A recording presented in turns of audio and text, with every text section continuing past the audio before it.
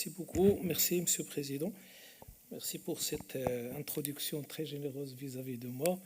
Je suis modeste, je préfère rester modeste. C'est que je suis cher pour vous, mes chers amis, mais je suis modeste. Aujourd'hui, je vais encore changer de casquette parce que d'habitude, je parle stratégie, je parle de tout ce qui se passe parce qu'on est trop impliqué. Maintenant, j'ai changé de stratégie pour deux choses, parce que je voudrais l'intersection toujours des secteurs qui sont très importants, comme vous avez dit, le secteur de recherche, de la recherche, le secteur de l'agro-industrie, le secteur de la médecine, de la pratique de la médecine, de la recherche, etc. C'est pour cela que d'habitude, avec mon ami Karim Louali, d'habitude, nous sommes devenus un duo comme Kjbel ou Zarwan, dans le sens où Dima Daba, on travaille comme ça. Moi, je présente l'aspect, on va dire, théorique d'une thématique, et lui, il présente l'aspect pratique, médical. Comme ça, on reste tranquille. Loin. نعم. وشوف شكون في قشبال وزروال اللي كان عنده حسب لا ستاتور حسب. Bien, aujourd'hui, je voudrais vous parler un petit peu du microbiote. Sauf que j'étais un peu stressé pour le présenter. Pourquoi? Parce que toujours, quand l'audience est assez variée, on n'arrive pas quand même à adopter une vitesse monotone. Donc, j'ai fouillé dans toutes mes conférences passées et comme je préparais la journée d'aujourd'hui, maintenant j'ai fait quelque chose un peu long, mais je vais sauter. Donc, attachez vos ceintures pour ne pas être perdu. Donc, le thème, c'est les 1000 premiers jours. C'est déjà un thème qui est grand à discuter, les 1000 premiers jours de la vie. La nutrition, un autre thème qui est très vaste, et microbiote et maladies non transmissibles. Donc, agencer tout ça, c'est un peu difficile. Est-ce que ça marche sur écran? Voilà. Alors, comme introduction, je vous présente ce cycle de vie que vous voyez là. C'est un cycle qui commence à partir de la date, on va dire, de la naissance, l'accouchement, et qui va durer 7 jours, c'est-à-dire le début de la période néonatale. Puis la période néonatale, nous avons ici des professeurs éminents en pédiatrie qui vous diront qu'ils connaissent bien cette région. Alors, qu'est-ce qui se passe? Oh là là, oh là là. Le pointeur, Omar, Omar, le pointeur, c'est ديال الكاميرا. Voilà les choses qui vont nous retarder. Mais تحسب ليش le temps mort, Monsieur le Président? دير لهم البارسا سيكون. دير لهم البارسا. مشات لا بريزونطاسيون. سي ني بلو لا. لا هادشي كيطيروا من الان لنا في الديس لهذا. انا باقي شاد في 2003 2010.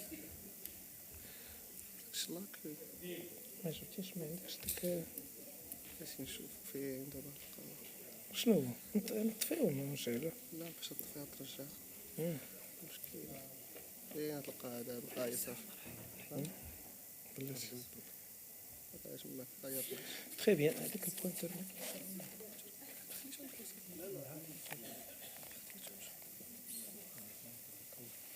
بيان بوينتر لو بوينتر عطي لي بوينتر ديالك تري بيان.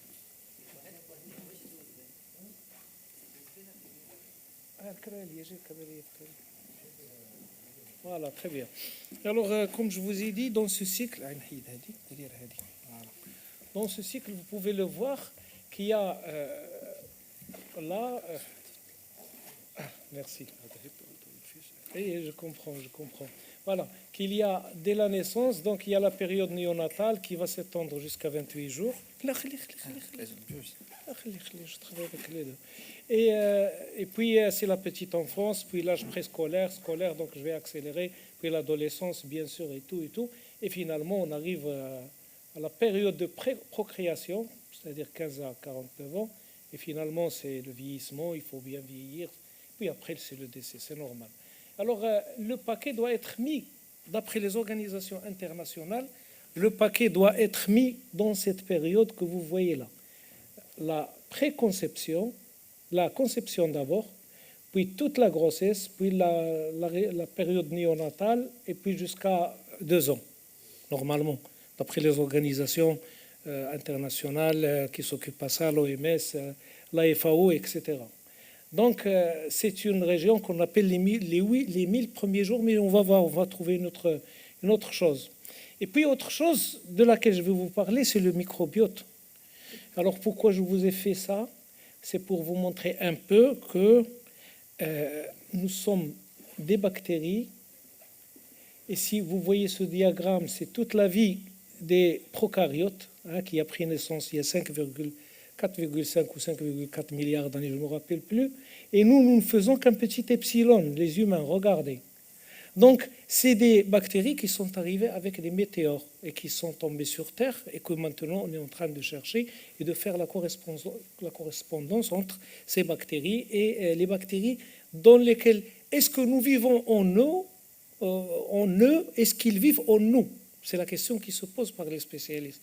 Est-ce que nous sommes un tube à bactéries ou est-ce que ce sont eux, les bactéries, un tube dans lequel nous vivons? Pourquoi cette question? Parce que si vous voyez le nombre de bactéries, regardez ça, c'est la question que je pose. Est-ce que ce sont eux qui sont en nous ou nous en elles? Donc la nomination, c'était la flore ou la microflore qui maintenant s'appelle le microbiote, qui sont tous des micro-organismes, bien sûr. Et regardez, donc si on voit ces bactéries à gauche, regardez, c'est très très petit, 1 à 2 micros, par rapport à une cellule qui va aller jusqu'à 100 microns. Donc regardez la grandeur. Mais ils vivent en nous. C'est une évolution assez particulière parce que ces bactéries résistent à beaucoup de choses, à la température extrême, les pressions extrêmes, etc. Ils sont très intelligentes pour vivre et pour sauvegarder leur vie et vivre en nous aussi. Donc on se pose la question, est-ce qu'on a tort de les combattre par les antibiotiques ou bien on doit les entretenir et les choyer par les probiotiques? Anti, ça veut dire contre la vie, contre les bactéries. C'était la révolution contre les maladies au début du siècle. Et maintenant, je crois qu'on va vers une autre révolution, c'est combattre les maladies, les mêmes. C'est encore booster ces bactéries et combattre les maladies par les pour la vie, les probiotiques. Voilà. Et alors, pourquoi cette question? Parce que regardez, le corps humain, c'est 10 puissance 13 cellules humaines. 200 types de cellules, un peu plus. Le génome, c'est seulement 30 000 gènes par rapport au génome du microbiote, qui vit en nous. Et seulement qui vit dans les intestins, sachant que le microbiote, on le trouve aussi dans d'autres régions. On le trouve dans les oreilles, on le trouve dans la cavité bucco-dentaire, on le trouve dans la cavité vaginale, on le trouve un peu partout et dans la peau. Et regardez, quand les généticiens, tout récemment, parce qu'il était très difficile d'étudier les bactéries, parce que dans la plupart qui se trouvent à l'intérieur de l'organisme sont anaérobiques, donc il fallait avoir recours à ce qu'on appelle la métagénomique pour encore explorer ce monde qui maintenant se trouve organisé en 3 phyla très importants, les Bacteroides, les actinobactéries et puis les Firmicutes. Alors ça varie d'une région géographique à une autre, d'une personne à une autre, et ça varie avec l'âge, ça varie avec le mode d'alimentation, ça varie avec beaucoup de choses. Mais aussi, il y a d'autres types de bactéries. Regardez ici qu'il y a le Clostridium, ça veut dire qu'il y a les méchants, il y a les bons aussi, comme les lactobacilles, et il y a aussi celles ou des bactéries qui sont toujours là, mais qui peuvent virer d'un sens à un autre selon Donc, si vous voulez, si vous prenez n'importe quel endroit dans le corps de cette femme, j'ai présenté la femme parce que je vais parler un peu du microbiote vaginal, etc., parce qu'on parle toujours des 1000 premiers jours. Regardez une grande diversité, que ce soit dans la région de la bouche, de la cornée, et ça varie. Et donc, ce microbiote, regardez, c'est pas la peine de lire toute la diapo, mais je vous dis que ça existe un peu partout. Dans le tractus gastro-intestinal, c'est beaucoup, c'est 10 puissance moins 14 unités formine colonie, c'est-à-dire 1 gramme, on trouve 10 puissance 14.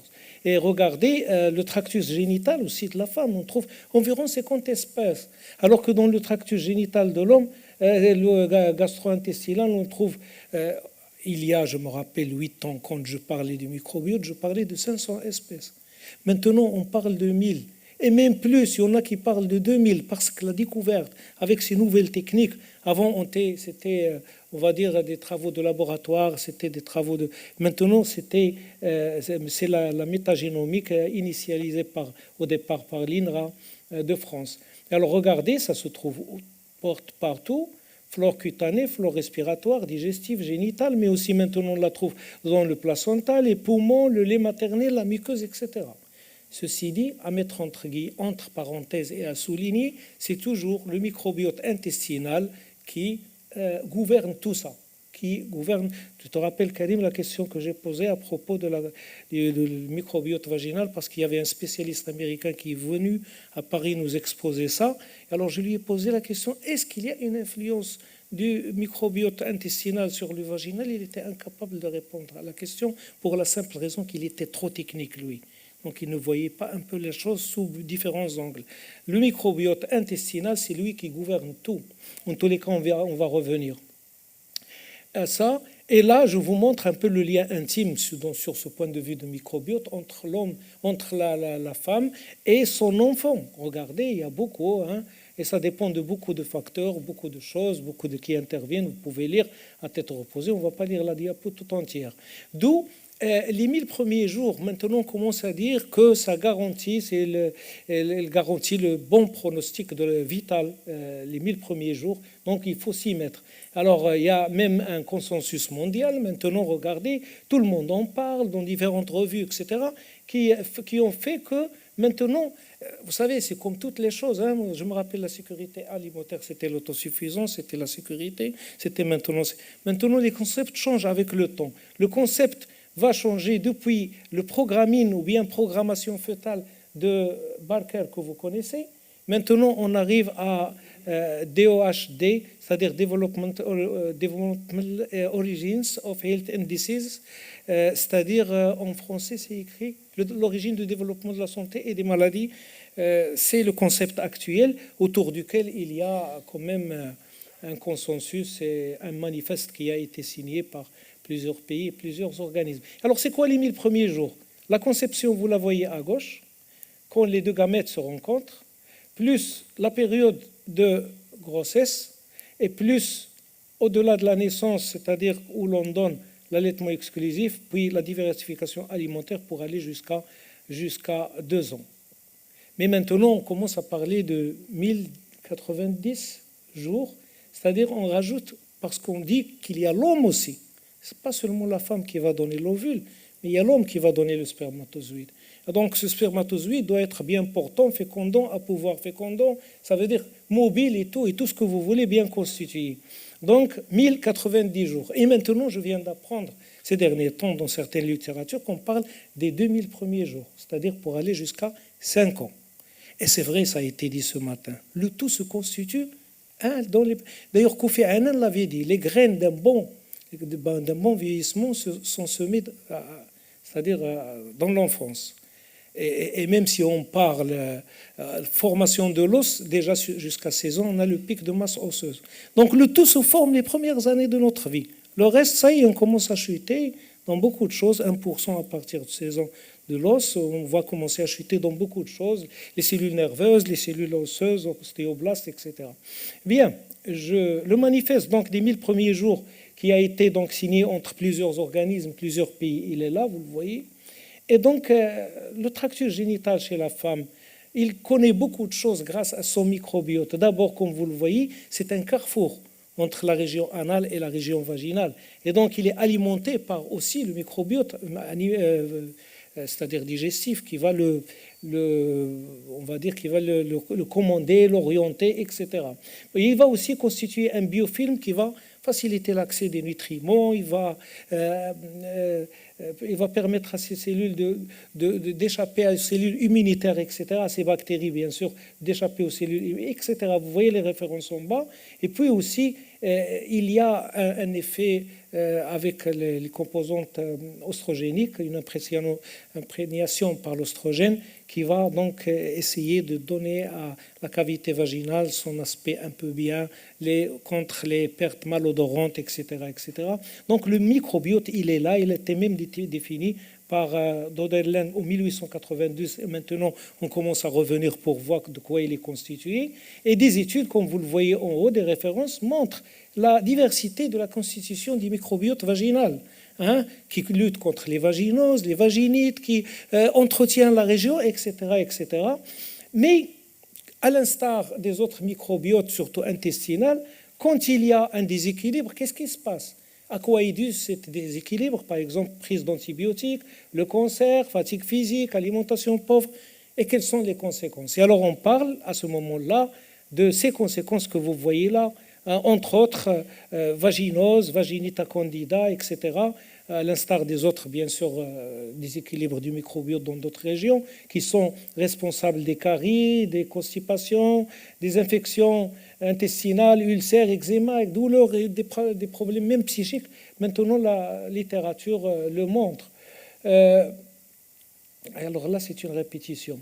Alors, si on pose la question, parce qu'on parle mère-enfant maintenant et aujourd'hui, ce microbiote, quand est-ce qu'il s'installe? Vous savez qu'à la naissance, on est axénique, on n'a aucun microbe, zéro. Alors, ce n'est qu'à la sortie ou bien qu'à l'accouchement qu'on commence à avoir une installation de ce qu'on appelle la flore bleue.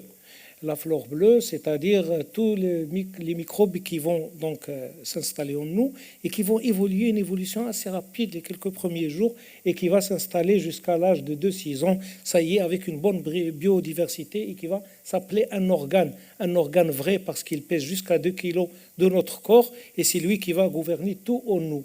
Sauf que on est axénique à la naissance et regardez le type qui est en train de, on va dire, cracher, excusez le terme, dans la bouche de son enfant. Parce que c'est vrai, dans certaines sociétés, quand l'enfant naît par césarienne, le papa préfère, alors que la maman est un peu allongée, cracher dans la bouche de son enfant. Chez nous, on fait tmar, et on le met. Pourquoi tout ça? C'est pour un peu créer et réveiller le microbiote, sa formation à l'intérieur. Et alors, qu'en dites-vous quand il y a une naissance par césarienne? Et alors, par césarienne, c'est qu'on expose l'enfant directement à... Alors, l'idée de ces 3 diapositives, c'est de passer un message aux sages-femmes qui sont là, et aussi aux professionnels de la santé. S'il vous plaît, encouragez l'accouchement par voie basse et pas par césarienne. Césarienne, l'enfant ou bien le nouveau-né sera exposé immédiatement à l'ambiance alentour, à l'ambiance de l'hôpital, il y a le nosocomial, il y a beaucoup de choses. Alors qu'à la sortie de la cavité vaginale directement, il est imprégné par tout ce qui est muqueuse, tout ce qui est microbe, tout ce qu'il ramène avec lui déjà un départ qui est de sa maman. Donc un capital microbiotique, on va dire, de sa maman qui va naître avec lui et qui va lui donner par la suite ce qu'on appelle une empreinte digitale. Ce qu'on compare, on va voir ceci. Alors, regardez dans je remercie Dr Kamar Tahiri qui m'a envoyé cet article à un certain moment, parce que c'est une étude qui démontre à gauche la voie basse, l'accouchement par voie basse, et ici la voie césarienne. Regardez, la voie basse, quand même, elle est riche en bactéroïdes, en bifidobactériums qui sont bénéfiques, etc., par rapport à la voie par césarienne. Donc, à éviter, ça appuie ce qu'on vient de dire. Malheureusement que dans les pays en voie de développement maintenant, où c'est développé, regardez, on trouve aussi le pourcentage assez élevé de ces césariennes. Et alors, quand l'enfant sort par voie basse, il va acquérir quelque chose qui va, c'est-à-dire se développer avec lui, et pour nous, c'est l'équivalent d'une empreinte digitale. Ce que j'ai maintenant comme 30% de microbiote à moi, personne dans le monde ne l'aura. Donc, j'ai ma propre empreinte comparable à l'empreinte digitale. C'est pour cela qu'on vous montre ici chaque personne avec son propre microbiote et avec une empreinte que vous voyez là. Et alors cette flore bleue, quand elle s'installe par le passage dans la cavité vaginale, maintenant une équipe américaine commence à pratiquer cette chose, vous êtes au courant, professeur Kherbesh, c'est que à la sortie par voie césarienne, en même temps, il y a une autre personnel de la santé qui va prendre un petit torchon stérile et qui va l'introduire dans la cavité vaginale et le ressortir et puis le badigeonner sur l'enfant à la naissance. Comme ça, il va avoir une microflore propre à lui de la part de sa maman. Puis finalement viendra l'influence du régime, c'est-à-dire il y a ici, comme vous voyez, ce qu'on avait dit tout à l'heure, les aliments de complément, etc. Et vous savez que quand on compare, ça veut dire ces aliments de complément et tout ce qui est diversification alimentaire, etc., vont aussi vont influencer le virage de ces... Je vous ai dit tout à l'heure que ce microbiote dépend de la température, de la région géographique. Et même tout récemment, j'ai reçu des articles qui parlent de...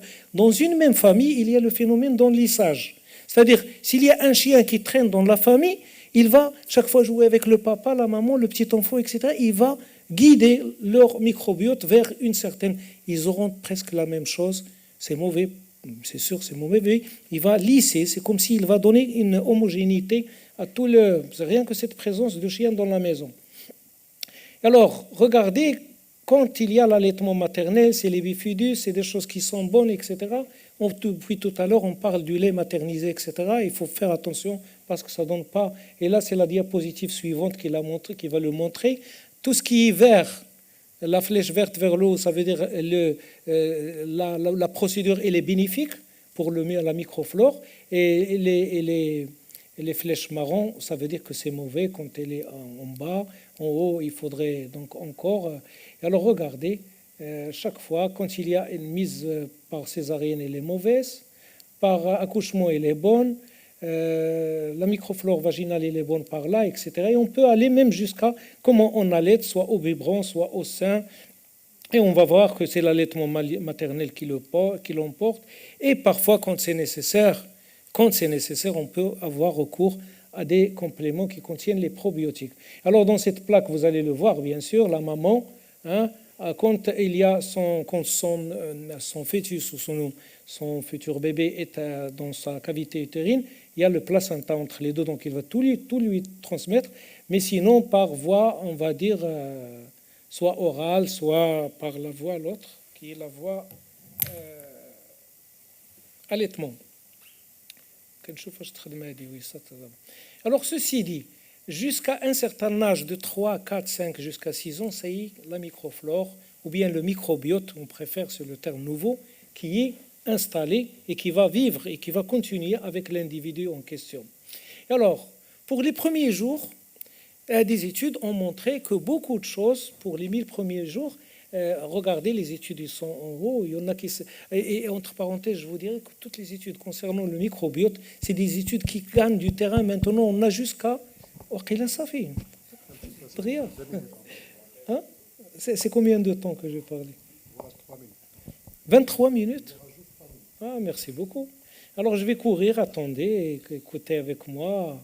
Alors là, c'est l'évolution du microbiote. Vous voyez, les 7 premiers jours, ce sont les plus élevés, les bactéries qui sont les plus bonnes, alors que les autres, les mauvaises, elles ne sont pas encore là, comme Clostridium, en vert, etc. Mais avec l'âge, c'est plutôt le contraire. Ce sont les mauvaises bactéries qui vont prendre avec l'âge et que un peu les bonnes bactéries peuvent subsister, sauf si on va choyer notre... Donc ça change avec la vie, avec les étapes de la vie. C'est sous la dépendance de beaucoup de choses, antibiotiques, âge, etc. se comprend. Et si notre microbiote est bien équilibré, nous sommes bien en activité physique, on mange bien, on a une bonne santé, nous avons une eubiose. Mais quand il y a des maladies, il y a des problèmes, prise d'antibiotiques, vieillissement accéléré, etc., on a une dysbiose. Et la dysbiose, donc c'est la désorganisation. Et regardez pourquoi j'ai mis cette plaque que vous voyez là. Normalement, c'est une plaque qui devait être animée. Et regardez à droite, il y a une sorte de brume, de brouillard violet, qui normalement, c'est les mauvaises bactéries qui vont se déplacer, comme les Clostridia, etc., qui se déplacent vers la gauche et qui tuent les bonnes bactéries. C'est de cette manière, en cas de dysbiose, que agissent entre eux les probiotiques, le microbiote. À ce moment-là, il y a nécessité, heureusement, de ces probiotiques. C'est comme si vous voulez du renfort qu'on appelle pour un peu régler la situation. Parce que imaginez une fistule ou une fissure en cas d'hémorragie au niveau de l'intestin, RCH. Qu'est-ce qui se passe? Les mauvaises bactéries vont aller prendre le dessus et vont aller remplir cette fissure, alors que les bonnes bactéries, les probiotiques, vont venir et vont aider. C'est pour un peu vous simplifier la chose. À l'origine donc de ces probiotiques, c'est celui-là, c'est Metchnikov, c'était le directeur c'était le vice-doyen de l'Institut Pasteur en 1904 à Paris et qui a eu quand même un prix Nobel à ce propos. Beaucoup de publications, regardez, beaucoup. En 2016, c'était déjà 25 000 et maintenant jusqu'à 4 600 publications par jour qui sortent à propos de ce microbiote. Moi, j'ai fait ces recherches que vous voyez là sur PubMed. Quand je mets les mots, d'abord en français, on n'en a pas beaucoup, mais quand on met en anglais probiotiques, prébiotiques, etc., on a beaucoup d'articles qui ressortent. Alors pourquoi je vous fais ça? Les prébiotiques, pas pré. Les pré, c'est ce que nous avons par notre alimentation, et mon ami Karim va vous parler de ça tout à l'heure. Ce sont les aliments qui boostent le mieux. Si je donne un exemple, quel est l'aliment qui va bien? L'ail blanc, par exemple, l'oignon blanc et d'autres choses, on va le voir tout à l'heure, il leur donne une force à nos bactéries qui sont bien pour nous et donc il va les booster. Et alors le meilleur qu'on trouve beaucoup sur le marché aussi, ce sont des oligosaccharides comme le FOS, fructo-oligosaccharides, mais il y a aussi l'agar, il y a les pectines, il y a beaucoup de choses de ce genre-ci. Et maintenant, on parle même plus de symbiotiques dans certains commerces, dans le marché, c'est-à-dire on vend dans des gélules et les probiotiques et les prébiotiques et qui sont faits selon, bien sûr, les normes et la méthodologie, la pratique qu'il faut. Et donc, ça donne comme les lactobacilles avec d'autres choses, etc. Et beaucoup d'applications pratiques ont montré dans ces articles leur effet sur la diarrhée, sur la constipation, sur l'eczéma, sur l'allergie atopique, sur beaucoup de choses. Et même, il y a un bouquin qui est sorti, ça fait longtemps, qui s'appelait « Nous avons tous besoin de probiotiques ». Et maintenant, la dernière version, les prébiotiques, c'est magique. Qu'est-ce qui vous montre ce bouquin? C'est une compilation d'études. Regardez, pour chaque type de maladie, allergie, prise d'antibiotiques, le poids faible chez l'enfant, etc., ou bien surpoids chez l'enfant, il vous montre à chaque fois quelles sont les caractéristiques des maladies, colonne 2, colonne 3, les effets, etc., les probiotiques à utiliser, les souches des probiotiques et même les prébiotiques à prendre. Regardez encore la suite. Voilà, Crohn, digestion lente, diarrhée, etc. Et concernant l'obésité, il faudrait toujours agir très tôt pour régler par les probiotiques ce problème de cette obésité. Alors, pour terminer, vous me rajoutez encore 2 minutes, Monsieur le Président. Dans le cas de dysbiose et d'obésité, ça a été étudié. Beaucoup d'études ont montré qu'une femme obèse va transmettre à son enfant, la figure du bas, à son enfant, le microbiote qui va rendre son enfant aussi obèse. Au haut, une femme dans les normes va transmettre à son enfant cette chose. Alors, entre une personne obèse et une personne normale, le microbiote diffère. C'est ce qu'il y a dans les cercles, c'est-à-dire le bon c'est à droite, le mauvais à gauche. Et même donc cette constitution avec l'âge, c'est toujours les bactéroïdes et les firmicutes qu'on a trouvé beaucoup chez les obèses. Alors, des expériences qui consistent à prendre d'une personne obèse on va dire les crottes, les fesses, et on va les inoculer à une souris actinique, c'est-à-dire qui ne contient aucun microbe, aucune bactérie. Cette souris va devenir obèse. Et la même chose pour la personne normale, quand on lui donne à la souris actinique, il va donner donc un poids normal.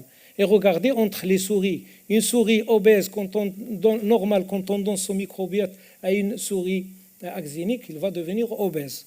L'autre, c'est-à-dire normal, en sous-poids, anorexique, donc il va transmettre ce microbiote. Alors le premier maintenant qui commence à trouver la clé de cette obésité et le réglage de cette obésité, c'est le type que vous voyez dans la photo, c'est Patrice Cani. Ces articles sont très connus parce qu'il découvre quelque chose comme une clé de l'obésité. C'est Akkermansia mucinifera, qui est une bactérie qui, si elle n'est pas dans notre fesses, dans nos crottes, on va dire, on va pas quand même avoir, on va avoir l'obésité. Sauf que les études actuelles montrent qu'il faut qu'elle soit en grande quantité, Akkermansia, mais aussi avec un autre cortège de microbiotes, de bactéries, qui vont l'aider quand même. À elle toute seule, malgré son nombre, sa quantité, elle ne va rien jouer comme rôle. Alors, ces articles montrent ça. Il y a donc cette Akkermansia, donc c'est pas la peine, vous pouvez voir, elle joue un rôle très important. Puis il y a Faecalibacterium que vous voyez là, c'est une bactérie qui joue d'autres rôles très importants au niveau non seulement de l'obésité, mais aussi dans des problèmes des voies digestives, etc., etc. Le diabète aussi maintenant il fait l'objet de ces études.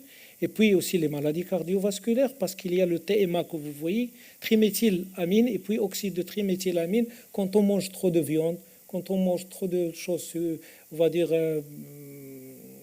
grasses, etc., on va développer cette formule dont je vous ai parlé, que la formule chimique, elle est là, et plus elle est en concentration, plus il va augmenter les risques d'avoir des maladies cardiovasculaires.